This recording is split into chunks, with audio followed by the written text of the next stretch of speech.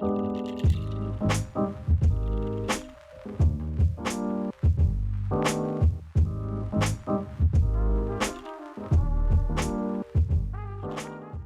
the way the weather is at the moment, we're struggling to find a date to spray in the insulation foam, so you need the temperature to be, I think, about 15 degrees, or in and around that, to get the foam put in. Otherwise it doesn't react correctly and it won't stick to the steel correctly. There are a few jobs that I need to do. I need to weld a wiring loop onto the deck, and there's a few other small things on deck and inside that I need to get done, but that could be, the installation could be anywhere from 2 up to 6 weeks away. So basically what I'm going to do in between now and then is I'm going to potter around with some other jobs. One job I've been looking forward to getting done is the bunks on the starboard and port side. Originally I was going to put a stove here, but I've kind of dropped that idea for now, and I'm just going to put a bunk on either side and see how it looks. We'll go over the plans together now in a minute and I'll explain what I'm doing. Basically what I've done here is I've started framing out with some finished pine. This is a 2x1 and this is 2x2. I'm going to build a frame for the bunk. I'm going to put in a full frame, and then I'm going to face it with tongue and groove, and then I'm going to put a plywood top with access panels. I've been toying around with different ideas on how we're going to finish the cladding as well. Originally I was going to go for kind of 3-inch strips and screw them in place all the way up, which would look attractive, but to get it right is actually probably beyond my skill level. So what I'm going to do is I'm going to use a tongue and groove that's going to come up to each chine and then be finished with a nice hardwood strip where the joins are. So it's a really nice way of doing things. There's a lot less waste. It's quite cheap, and it looks quite good. So I'm just going to go with that. I've actually never really built anything like this before in timber. I've never worked with wood really since probably my leaving cert, which was 10 years ago. So this is all something that's kind of new to me. So I'm not expecting a highly professional finish. But what I do want to do is make it pretty and make it functional. I think that tongue and groove will give us a nice pretty kind of backdrop, and then we'll put our cabinetry over that. Now I say cabinetry, but it's going to be mostly plywood interior. It'll look good, it'll be painted. We've been messing around with colours. So Niamh has been painting different parts of the boat to see which colour she likes, and we're probably going to go with something kind of light and dark to contrast each other. The way I'm going to build shelving is I'm going to put cleats, shelf, plywood face, and then the doors will be kind of a rectangle with curved edges, and it'll be screwed on top with hinges. It's very basic, very simple. It'll be very functional. It won't be a kind of a old traditional style boat, but it'll be functional and it'll be pretty. With all that said, I'm going to get stuck back into getting this frame done. I'll try and get the plywood or the tongue and groove face on today, so it'll give you a better idea of how things are going to look. And then we're going to try and get some cladding on the wall below where the insulation is going. I just want to start moving forward. I don't want to be stuck in a loop of waiting for insulation and doing all these little jobs, and I want to get stuck into something substantial now and get moving forward. So we're going to get doing that now. So just to go through these plans, I think I might have gone through these briefly before, but this is the layout that I'm looking for at the moment. So I took the original designs and I faded out the drawings, and I just used the hull shape and roughly where things are.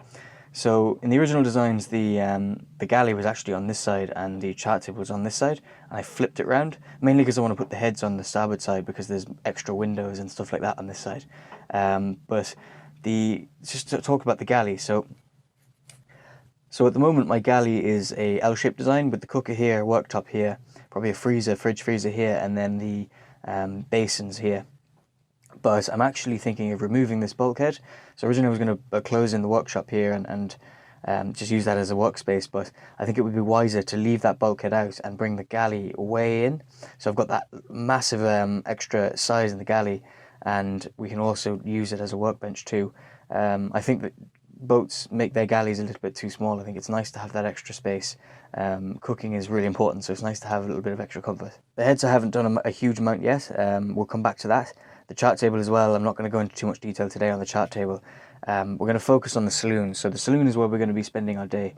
I want to frame out these 2 bunks and at least put a face on them. Gives me a better idea of the space, and it gives me a bit of a push, to be honest. So what we'll do is we'll frame these out with 2x2, and then we'll just use tongue and groove face, like we were speaking about a little while ago, and then these will act as a bunk on each side. The original designs show them to be kind of sloped in as they head forward, but I'm actually going to square those off so they'll be square to the centre line. We get a little extra storage and it'll give them extra size in the bunk too. The backs will be the back of the seats will lift up and it'll give you extra space in the back of as a bunk, and storage too, so there'll be like kind of storage for blankets and that. There'll also be bookshelves at the top and things like that, so we'll get into more detail as we get further into it, but let's focus on trying to get these framed out today.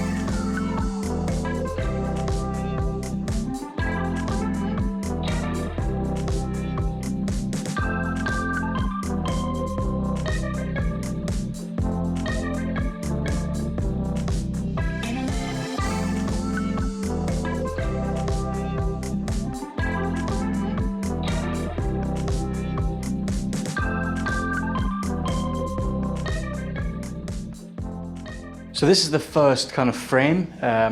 It's just 2x1 or 2x2 ply with a 2x1 sides. And a lot of the strength in this bunk will be from the ply sheet that goes on the top. So there'll be an 18mm ply sheet that will go on the top with cutouts. So the cutouts will allow you to get into the back, to get into the storage. And then the front will be faced with tongue and groove, which will also pretty much keep it a little bit more steady as well. We've got 2 supports here as well. And once the sheet of ply is on there and everything, it's going to be a really solid piece. I'm actually really happy with the way this has turned out. It's cool to see some framing going in for some of the furniture. And pretty much when you look on any of the newer Benettos or any of the other fancy boats, this is pretty much all it is behind there as well. Obviously some of the more traditional boats are framed out with mahogany and they're built with pure hardwood, but that's not going to happen on this project.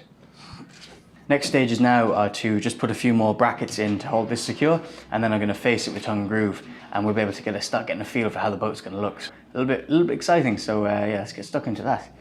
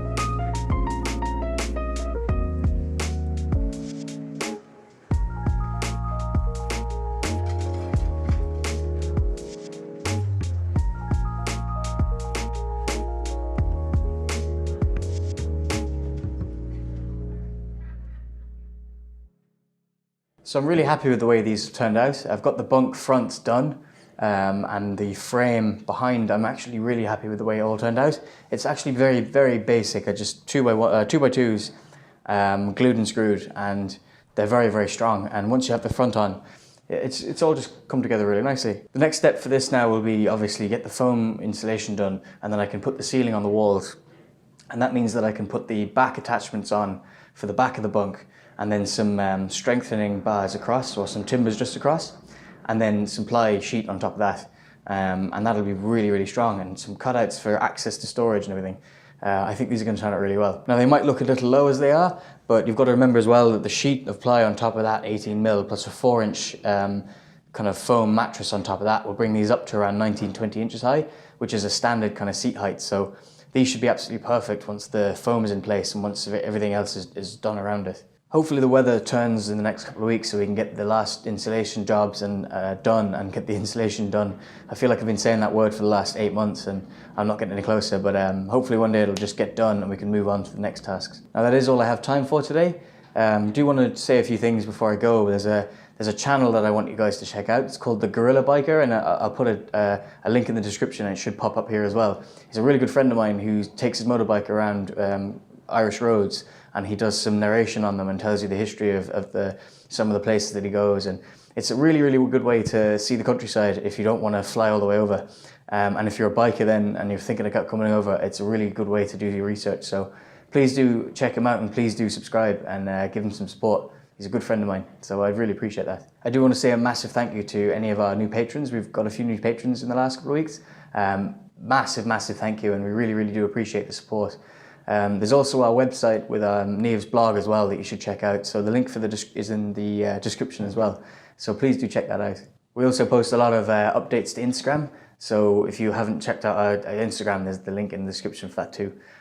So with all that said, I will see you in the next episode. Thanks.